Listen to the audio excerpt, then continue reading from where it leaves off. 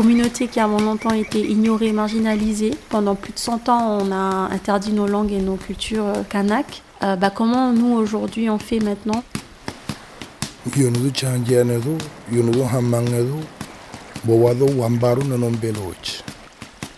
Aie confiance en toi, prends bien soin de toi, parce que quand je suis affaibli, tu es ma force et mon courage.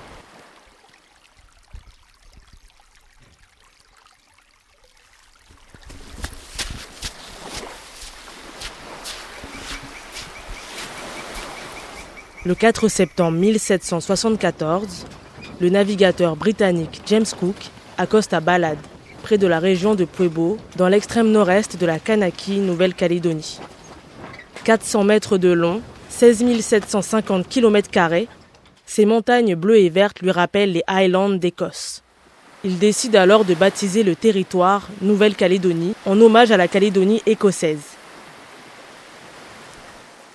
Presque un siècle plus tard, le 24 septembre 1853, le contre-amiral Février Despointes signe au nom de Napoléon III l'acte officiel de prise de possession de la Nouvelle-Calédonie par la France. C'est la dernière colonie française. Mais en réalité, l'installation et la conquête de la France débutent dès les années 1840 et s'achèvent au début des années 1870. La France veut alors faire de ce territoire une colonie agricole et une terre de bagne.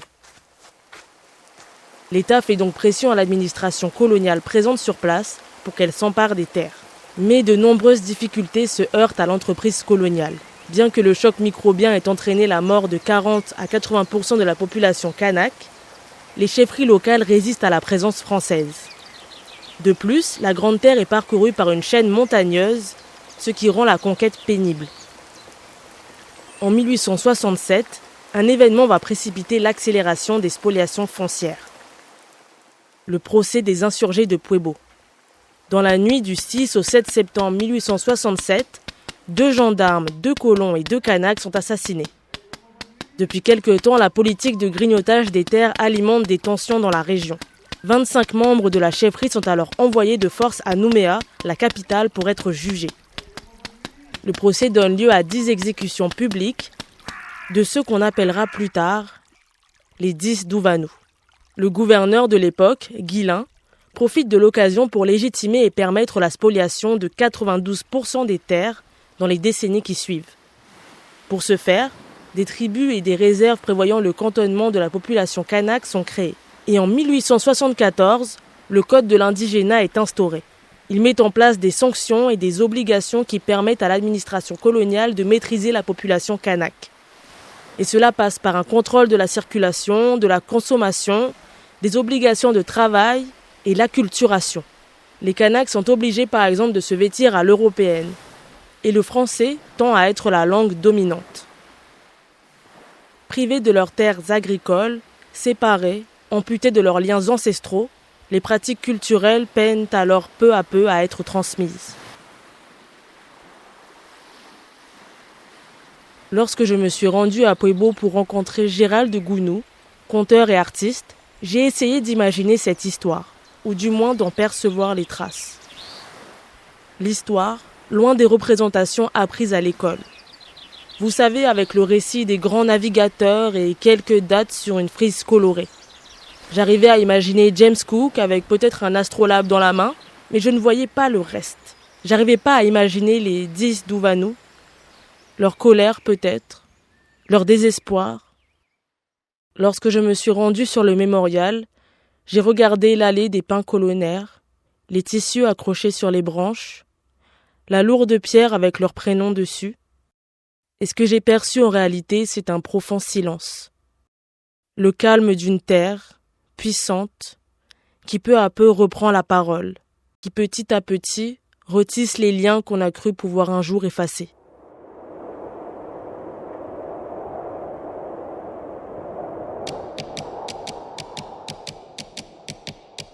Rassembler les récits afin de faire émerger une réflexion et une solidarité collective. Quête, le podcast des ultramarins.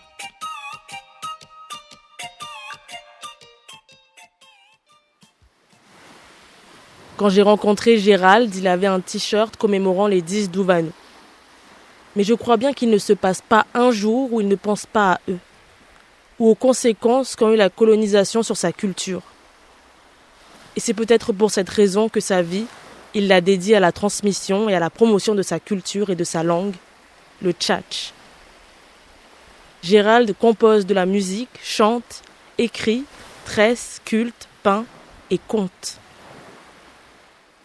On les a interdits de faire la fête de l'igname, chanter les aïoïs, tout ça, puis les eaï, les chants traditionnels qu'on danse autour des bois et compagnie. Ils ont interdit même de faire les médicaments traditionnels, la pharmacopée à nous, ici mélanésienne. C'est ça en fait qui fait qu'on a perdu les pratiques, parce que les langues qu'on parlait, ça va avec les pratiques. Ça allait quand on était encore en maternelle, ils nous apprenaient le français, on commençait à apprendre, mais on ne nous obligeait pas à parler le français. C'est plutôt dans le cycle 3. Dans le cycle 3, on voyait vraiment qu'il y avait une obligation de parler en français à la récré, et puis aussi ils interpellaient même les parents. Nos parents de nous parler en français chez nous, soit en disant que si on parlait le français, peut-être on sera plus intelligent. À la fin des années 1850, mission civilisatrice oblige, 500 à 600 enfants kanaks sont répartis entre les missions catholiques de Puebo, Balade, Saint-Louis, La Conception et l'île des Pins. Ces premières années de la colonisation sont celles de la création d'une jeune république chrétienne. Et cela passe par l'éradication du paganisme et l'apprentissage du français. De 1885 à 1945, un système éducatif à destination des Kanaks est créé. Et il est tout à fait rudimentaire. Un peu de lecture, d'écriture et de calcul, et la langue française est officiellement enseignée. Les langues kanaks, elles, sont interdites à l'école. Des arrêtés en proscrivent l'usage en 1863 et 1905. Abrogé en 1984, ce n'est qu'en 1990 que l'autorisation d'utiliser les langues kanaks dans les établissements scolaires entre en vigueur. Suite à l'accord de Nouméa en 1998, une politique de revalorisation de la culture kanak est lancée. Ainsi, en 1998, 4 langues kanaks sont introduites en option au baccalauréat. L'adjeu, le djéou, le nengoné et le païchi. En 2007, l'Académie des langues kanaks est instituée. Elle a pour rôle de normaliser, créer une façon officielle d'écrire les langues afin de permettre leur apprentissage à l'école. Initiée par le Front de libération indépendantiste kanak socialiste au moment de l'accord, l'objectif est de valoriser les langues kanaks en les institutionnalisant. Concernant l'enseignement supérieur, une licence langue, littérature, civilisation étrangère et régionale parcours langue et culture océanienne est ouverte en 2001. Jody Bois, doctorante en sciences de l'éducation et de la formation, l'a suivie. Et pour elle, la revalorisation des langues kanaks peut passer par l'école. Je m'appelle Mengue Jody Bois, je viens de Yengen et de Tours. Quand j'ai découvert qu'il y avait la formation LCO langue et culture océanienne, je me suis dit je vais le faire. Je vais le faire parce que c'est un bon moyen pour apprendre un peu plus ma culture ou me questionner sur ma culture. Et en faisant cette formation, ça a été un gros déclic. En rapport avec les langues kanak, ça a été beaucoup d'insécurité vis-à-vis d'elles parce que mes parents nous ont majoritairement transmis le français. Il y avait cette idéologie monolingue véhiculée par les écoles auprès de nos parents qui disait que pour réussir à l'école, il faut parler en français et pas dans les langues kanak. Dans la manière dont je vais essayer d'apprendre la langue kanak de ma mère, par exemple, où je vais prononcer des mots et on va me dire que non, je prononce trop comme les Blancs. C'était des discours que j'avais. J'avais des réflexions quand j'étais à la tribu, par exemple, où il y avait une maman qui me disait quelque chose en langue. Elle disait de donner un torchon. Et sur le coup, j'ai pas compris et j'ai paniqué. Elle m'a crié dessus parce que je ne comprenais pas. Et là, je me sentais comme si je suis coupable de ne pas avoir appris ma langue, de ne pas connaître, de ne pas avoir compris ce qu'elle a dit, alors que ma maman vient de cette tribu-là, quoi. Donc, il y a eu des petits moments comme ça dans ma vie où ça m'a questionnée sur moi et mon apprentissage avec la langue, en mode, est-ce que je peux me dire que je viens de là si je ne parle pas cette langue-là ? Lors de son master, Jody a pu explorer la question de l'insécurité linguistique à travers la question du métissage, entre crise de légitimité et émancipation. Et pour elle, l'art est un moyen d'émancipation. En parallèle de ses études, elle a lancé le projet Popical. Par le biais de la photographie, elle promeut les tenues traditionnelles et l'apprentissage des langues kanak.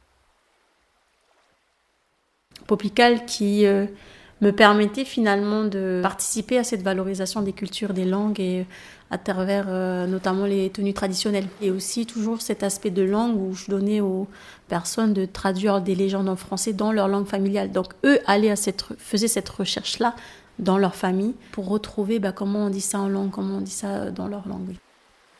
Les robes opinées parce que c'est quelque chose qui a toujours été restreint quand j'étais petite à quelque chose que tu mets que pour aller à l'église. Donc j'avais pas une aversion pour ça, mais c'était plus en mode ok, ça c'est que pour mettre à l'église. Et une fois il y a eu un déclic au lycée où il y avait une fille qui venait presque tous les jours en robe opinée. Avec mes copines on l'a trouvée trop belle. En fait, parce que tu la voyais porter avec fierté la robe opinée, même dans un contexte scolaire, que peut-être nous, on n'avait pas cette représentation-là de dire « ah, on peut le faire ». Puis ça montrait une manière qu'on pouvait exister autrement, faire exister la culture autrement que dans la sphère à la tribu, que autrement que pendant la coutume et tout, que la culture peut exister aussi même à l'école.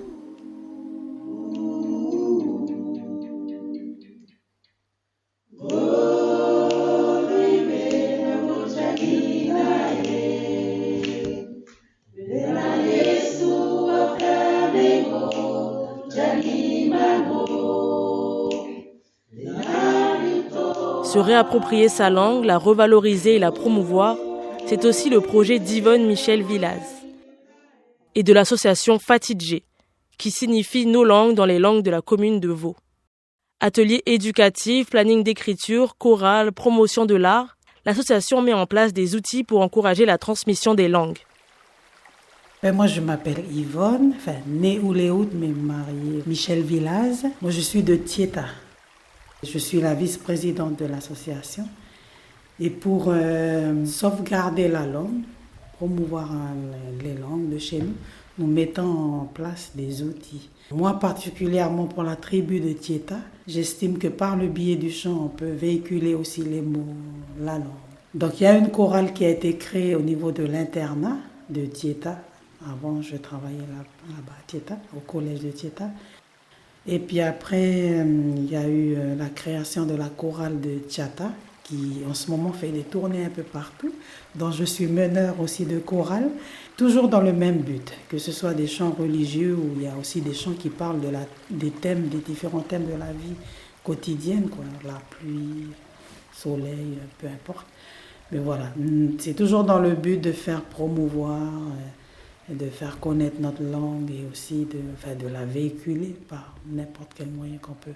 Mais nous, plutôt par le biais du chant. Les langues de Vaud, là, elles sont considérées au niveau de l'ALK comme des petites langues. Parce que les langues enseignées sont le djéou, adjeu et tout ça. Et nous, on fait que de commencer à travailler dessus, à faire comprendre, faire connaître aux autres populations de la Calédonie que les petites langues, elles ont aussi leur place, leur valeur, et si possible un jour de les enseigner là où elles sont implantées. Dans cette commune du nord-ouest de l'archipel, 10 langues sont parlées. Le Havéké, le Boito, le Némi, le Djaoué, le Poiméni, le Moivéké, le Poipois, le Vamalé et le Pidgé. Considérées comme dialectes, nombreuses d'entre elles ne possèdent pas de dictionnaire et ne sont pas enseignées à l'école. Cette année, une langue a même disparu, puisque la dernière locutrice est décédée cette année. Alors parler une langue kanak, c'est une lutte, une résistance à l'oubli, à l'annihilation. Dans ses contes, Gérald utilise des mots en tchatch qui se perdent pour les préserver. Et il raconte les histoires de la région pour les faire connaître aux enfants. Son travail, il le fait auprès d'associations d'écoles, de centres de vacances et parfois même dans des foires. Dans un de ses derniers contes, par exemple, il utilise les noms de certains types de bananiers qui ont disparu dans la région à cause de la maladie du bunchy top. Pour essayer de préserver ce qui reste de nos langues, préserver ce qui est là mais qui n'a plus de nom, bien sûr qui n'est pas là, mais qui a les noms. C'est pour dire qu'il y a eu ces mots-là qui sont là. Et puis, les conteurs aussi, ça permet de faire une continuité, en fait, de tout ça, de nous. Parce que si on le laisse, on sera privé de tout ça. Ça permet de dire qu'en fait, nos choses à nous qui sont là, c'est une forme d'éducation, c'est apporter une pierre à l'édifice pour dire que mais moi je participe, mais je vais faire les comptes. Je vais me concentrer sur les comptes, les chants, ce que je connais, ce que j'aime bien, je vais dire ça comme ça.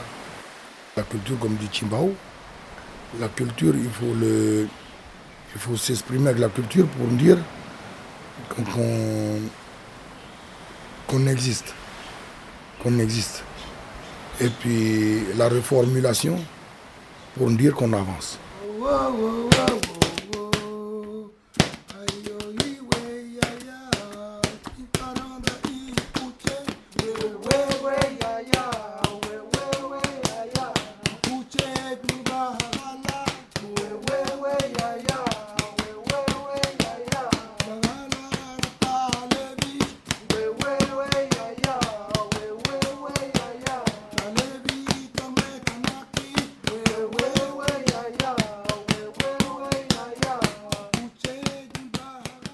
Malgré l'insertion des langues kanak dans les programmes scolaires, le nombre d'élèves qui les apprennent reste peu élevé, et surtout au lycée. L'une des raisons principales, c'est que l'enseignement de ces langues reste politisé. Dans la représentation collective, on associe les langues kanak aux aspirations indépendantistes. Et on entend souvent les mêmes discours. Pourquoi enseigner les langues kanak ? Il y en a bien trop, et quelle pertinence pour nos enfants ? L'anglais, oui, le mandarin, pourquoi pas ? Mais quel profit ces langues peuvent-elles bien apporter ? Pour Gérald et Yvonne, leurs langues ont un rôle social, une philosophie, mais aussi des pouvoirs de guérison. On dit que les gens de Tieta chantent quand ils parlent. Et j'aime bien ce côté-là, en fait, parce que la langue, elle a un rôle important dans une tribu, quelle que soit la langue, le dialecte, en fait. Elle n'a pas été implantée là pour rien, elle a un rôle. Souvent, on étudie la langue, à l'université, à l'école, parce que on aime. Mais c'est quoi le rôle d'une langue, en fait ? Le rôle de la langue, personnellement, c'est pour apporter l'équilibre. Elle ressoude les liens entre les familles, elle apporte l'équilibre, le respect, l'amour.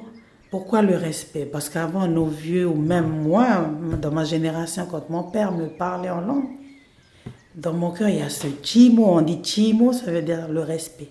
Mes oreilles sont tout de suite attentives. Ils écoutent. Elles tissent les liens entre les générations. S'il n'y a pas ça, il n'y a plus de lien. Et puis, c'est l'identité d'une personne dans chaque tribu. Voilà.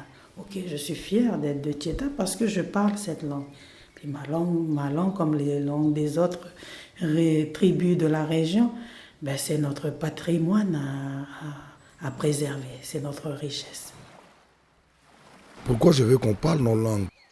Mais les oiseaux du coin, ils comprennent cette langue-là, même les plantes. Si je parle une langue pour moi, ça va vite se sentir avec la végétation, parce que c'est des nouveaux phonèmes que elle ne comprend pas, parce que c'est pas notre chose à elle. Je crois que la langue, ça nous permet aussi, nous, avec notre environnement, d'être soudés. Les mots sont guérir parce que tu as les mots parler, et tu as les mots compter, et tu as les mots chanter. Ça, c'est des mots. Et quand tu les chantes d'une berceuse, mais non seulement c'est un médicament, mais ça permet à l'enfant de se construire, ça permet à l'enfant de se soigner quelque part, et ça permet, ces mots-là, ça permet aussi de te soigner dans le temps. Quand tu chantes, normalement, nos langues, c'est ça. Et puis nos mamans, quand ils nous massaient avant, ils nous parlaient. Mais quand tu parles avec ces mots-là, ces phonèmes-là, ça fait des vibrations en fait dans ton corps.